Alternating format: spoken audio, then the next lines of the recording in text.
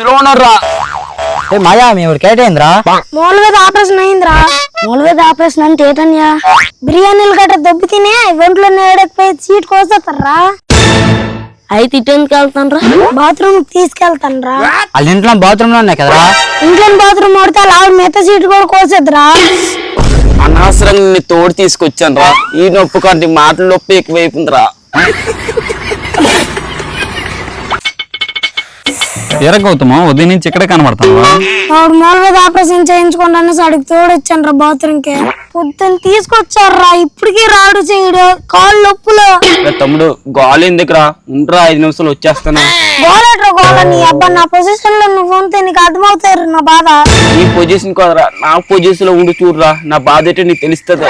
నేను ఇంటికి దెబ్బ నువ్వే దగ్గరకొని రా ఇంటికి.